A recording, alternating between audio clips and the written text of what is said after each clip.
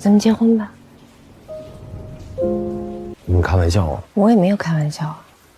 苏干山哈，欢迎明啊！反射完章，北京我们边面上海话楼下我送票到地来呀哇嘞。北京嘛，混乱我哋များကြီးရှိရတော့ဝိုင်းမင်ကဒီလိုဆုံးဖြတ်တာကိုသူ့ရဲ့တွေးခေါ်ဉာဏ်ဖြစ်တာလို့ပြောခဲ့ပါတယ်။ဒါပေမဲ့ဝိုင်းမင်ကတော့သူ့ရဲ့ရွေးချယ်မှုအပေါ်ခိုင်မာယုံကြည်မှုရှိပါတယ်။သူဖမ်းဆက်ဝံကိုရွေးချယ်တာကအမှန်ကန်တဲ့ဆုံးဖြတ်ချက်ဖြစ်တယ်။သူကဘဝကိုအေးချမ်းချမ်းဖြတ်သန်းမဲ့ယောက်ျားကောင်းတစ်ယောက်လို့ခံယူထားတယ်။သူကန်ဆန်ကယောက်ျားတွေကိုအထင်လွဲပြီးတနည်းကြီးလို့နယ်လို့ထင်ခဲ့ပါတယ်။သူကစုကန်ဆန်မတရားအနိုင်ကျင့်ခံခဲ့ရတဲ့ကိစ္စကိုထုတ်ပြောပြီးစိတ်ပညာရှင်စီအချိန်ရရင်တွားပြဖို့အကြံပြုခဲ့ပါတယ်။စုကန်ဆန်ကစိတ်ဆိုးသွားပြီးသူ့ရဲ့စေတနာကိုနားမလည်တာကြောင့်စိတ်မကောင်းဖြစ်ခဲ့ရပါတယ်။သူတို့နှစ်ဦးမပြေမလည်ဖြစ်ပြီးစုကန်ဆန်ကရောသားကြီးနဲ့ထွက်သွားခဲ့ပါတယ်။ခွင့်3ရက်ကလီမန်ဆန်ကုံဆုံးသွားပြီးမိသားစုကဝိုင်းမင်ကိုလေးစိတ်တို့လိုက်ပို့ခဲ့ပါတယ်။ဝိုင်းမင်မိဘတွေကဖမ်းဆက်ဝံကိုပေကျင်းကိုမကြာခဏလာလိုက်ဖို့ပြောတော့ဖမ်းဆက်ဝံကပြုံးပြီးသဘောတူခဲ့ပါတယ်။ပြီးတော့သူနဲ့ဝိုင်းမင်တို့ရှာဟန်ကိုပြန်ဖို့လိန်မော်တက်ခဲ့ကြပါတယ်။ရှာဟန်ကိုပြန်ရောက်ပြီးတော့ဝိုင်းမင်ဟာမဟာဘွဲ့ကျမ်းပြူစာတန်ကိုအောင်မြင်စွာတင်ပြနိုင်ခဲ့ပါတယ်။ကျောင်းသားတွေနဲ့ဘွဲ့ရင်းသပင်တက်ပုံရိုက်ပြီးတော့သူ့ရဲ့ဆရာကဝိုင်းမင်ကိုအလောက်ခံဖို့စိတ်ဝင်စားတဲ့စာနယ်ဇင်းတိုက်တစ်ခုရှိကြောင်းပြောပြပါတယ်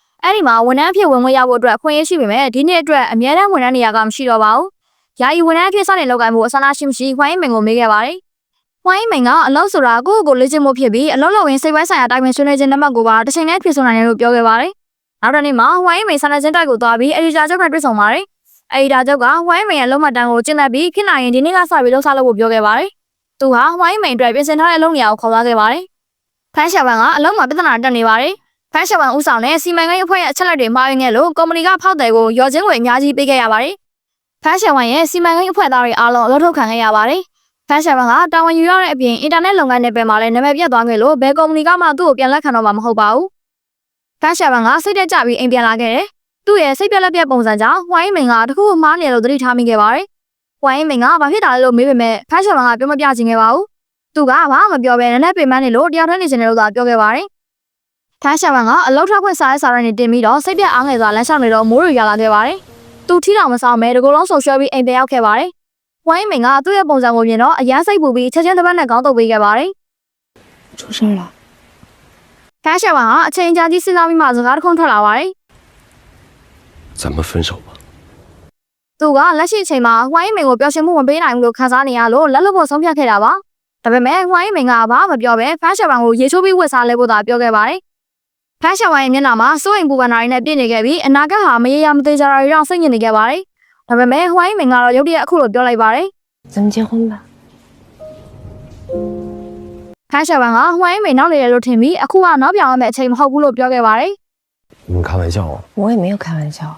။ကျန်းတော်တုံးကပြင်သစ်ကိုသွားတာ9နှစ်ကြာပြီးတဲ့နောက်မှာတော့အလုပ်ကိစ္စနဲ့ပေကျင်းကိုပြန်လာခဲ့ပါတယ်။သူလမ်းကြုံတာနဲ့တယောက်တည်းနေတဲ့အဖေစီကိုလည်းဝင်ခဲ့ပါတယ်။ကျွမ်းထိုက်ဝမ်ဟာတားရောက်လာတာကိုအယံဝမ်းသာနေပါတယ်။ကျန်းတော်တုံးကဖခင်နေတဲ့အိမ်ကဟောင်းနှွက်နေတာကိုမြင်တော့ပြန်ပြင်ဖို့ပတ်စံပေးခြင်းမဲ့ကျွမ်းထိုက်ဝမ်ကညှင်းပယ်ခဲ့ပါတယ်။သူနေသားကြနေပြီလို့ပြောပါတယ်။ကျွမ်းထိုက်ဝမ်ကဝိုင်းမင်ဟာနှစ်သက်ကူနဲ့ပွဲတော်ရက်တွေမှာသူ့ကိုစာတော့ပို့ပြီးနှုတ်ဆက်လက်ရှိကြောင်းပြောပါတယ်။ဝိုင်းမင်ရဲ့အခြေအနေကိုသူအကြမ်းပြင်းသိထားပြီးလို့ပြောပါတယ်有男朋友了。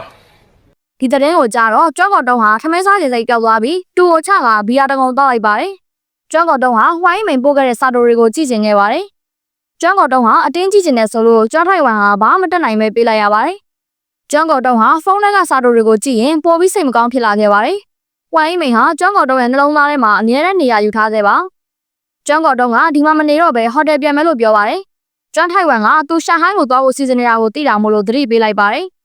别去找他，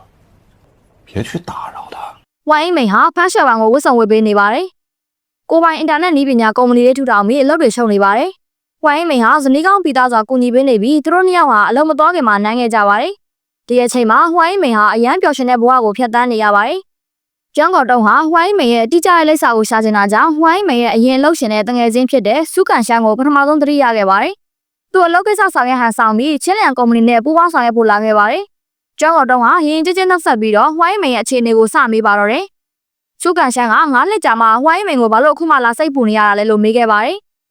就算想挽回，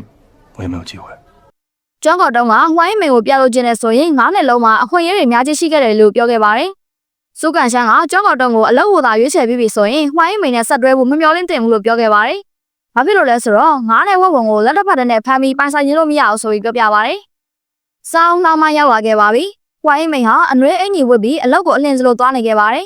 သူကောင်းမောကြည့်လိုက်တော့မမျောလင့်ထားတဲ့ဧည့်သည်ကိုမြင်လိုက်ရပါတယ်။တစ်ချိန်ကအသေးအတန်ချစ်ခဲ့ရတဲ့အခြေဦးကသူ့ရဲ့ရှေ့မှာရုတ်တရက်ပေါ်လာတဲ့အခါဝိုင်းမိန်ရဲ့ရင်ထဲမှာဘလောင်ဆူနေခဲ့ပါတယ်။ပြောလိုက်တဲ့စကားတွေတောင်တုံရင်နေခဲ့တယ်။ဝိုင်းမိန်ဟာကုမ္ပဏီထဲကိုအမြန်ဝင်သွားခဲ့ပါတယ်။ကျောင်းကောင်တုံရုတ်တရက်ပေါ်လာတာကဝိုင်းမိန်ကိုအားအသစ်စေခဲ့ပါတယ်။သူတို့ဟာဒီဘဝမှာပတ်သက်စရာမရှိတော့ဘူးလို့ထင်ခဲ့ပေမဲ့ကျောင်းကောင်တုံရုတ်တရက်ကြီးပေါ်လာခဲ့ပါတယ်။ဝိုင်းမိန်ရဲ့စိတ်ထဲမှာအမျိုးမျိုးသောခံစားချက်တွေရောထွေးနေခဲ့ပါတယ်။သူမသိမသာအောက်မှာရက်နေတဲ့ကျောင်းကောင်တုံရဲ့ပုံရိပ်ကိုကြည့်နေခဲ့ပါတယ်။9နှစ်တာကာလကုန်ဆုံးပြီးတဲ့နောက်မှာအရာရာဟာပြောင်းလဲသွားခဲ့ပါပြီ။ကျောင်းကောင်တုံရဲ့အလောက်ကတိုးတက်နေပြီးဝိုင်းမိန်မှာလည်းချစ်သူအသေးရှိနေတာမကြခင်လက်ထပ်ဖို့စီစဉ်နေကြပါပြီ။ကျောင်းကောင်တုံကဒီအချိန်မှာပေါ်လာတာဟာဝိုင်းမိန်ရဲ့ငြိမ်သက်နေတဲ့စိတ်ကိုလှုပ်ခတ်လိုက်တာပါပဲ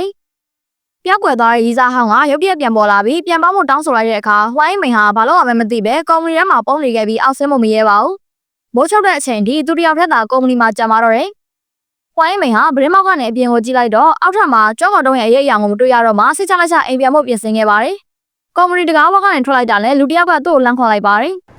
玫瑰， ။ဝိုင်းမိန်ဟာရက်လိုက်ပြီးမကျင်တဲ့မျက်နှာနဲ့ရှောက်ရတဲ့ကျောင်းကောင်တုံကိုကြည့်နေခဲ့ပါတယ်။ကျောင်းကောင်တုံကဝိုင်းမိန်ကိုညစာစားဖို့ဖိတ်ခေါ်ခဲ့ပေမဲ့ဝိုင်းမိန်ကရီးစားရှိနေပြီဆိုပြီးညင်းခဲ့ပါတယ်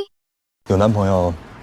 也得吃饭吧？ ။သူတို့နှစ်ယောက်ကရှာဟိုင်းဟင်းညာတွေရောင်းတဲ့စားသောက်ဆိုင်တစ်ခုကိုရောက်လာခဲ့ပါတယ်။ကျောင်းကောင်တုံမှာလိုက်တဲ့ဟင်းတွေဟာဝိုင်းမိန်လွန်ခဲ့တဲ့9နှစ်ကကြိုက်ခဲ့တဲ့ဟင်းတွေပဲဖြစ်ပါတယ်။ရိုးရှင်းရှင်းနှုတ်ဆက်စကားပြောပြီးတော့ကျောင်းကောင်တုံကဝိုင်းမိန်ကိုမေးလိုက်ပါတယ်။တကြီးပညာကနေဘာလို့စိတ်ပညာကိုပြောင်းပြီးသင်ယူရတာလဲဆိုပြီးမေးလိုက်ပါတယ်是不是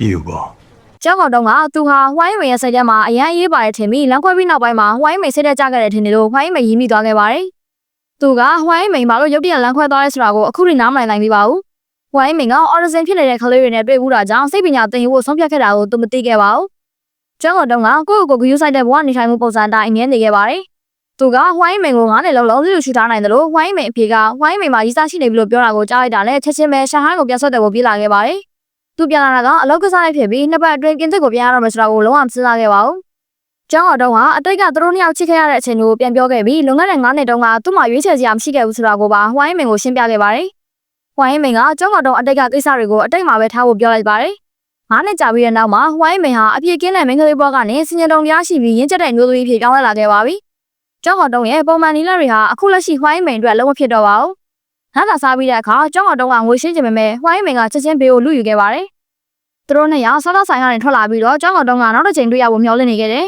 ။ဝိုင်းမိန်ကနောက်တစ်ခါဆိုတာမရှိတော့ဘူးလို့ပြောလိုက်ပါတယ်။ဝိုင်းမိန်ကတက်ချီတစီကိုလက်ပြထားလိုက်ပြီးနောက်ဆက်စကားတော့မပြောဘဲကားထဲတန်းဝင်သွားခဲ့ပါတယ်။ကားထဲရောက်တာနဲ့ဝိုင်းမိန်ရဲ့မျိုးသိရတဲ့ခန်းစားချက်တွေပောက်ကွဲထွက်ပြီးနောက်ဆုံးမှာမျက်ရည်တွေပြေးလာခဲ့ပါတယ်။ဝိုင်းမိန်ရဲ့ပထမဆုံးအချက်ကတိုးတောင်းဝင်မဲ့ပြင်းထန်ခဲ့ပါတယ်။သူတို့နှစ်ယောက်ကဖြည့်ရှင်းရခက်တဲ့သဘောထားကိုယ်လက်မှုတွေကြောင့်လမ်းခွဲခဲ့ကြတာပါ။ကျောင်းတော်ကအခြေရထက်အလုပ်ကိုအမြဲရှေ့တန်းတင်ပြီးဘဝအတွက်ရေးကြီးတဲ့ဆုံးဖြတ်ချက်တွေမှာဝိုင်းမိန်ကိုအနာဂတ်လက်တွဲပေါ်အဖြစ်ထည့်မစင်စားပဲတိုင်မဆွရိတ်ခဲ့ခြင်းမရှိခဲ့ပါဘူး။ဒါကြောင့်ဝိုင်းမိန်ကကျောင်းတော်ရဲ့ဆုံးဖြတ်ချက်တွေကိုလက်ခံဖို့အခက်အခဲဖြစ်ခဲ့ရပါတယ်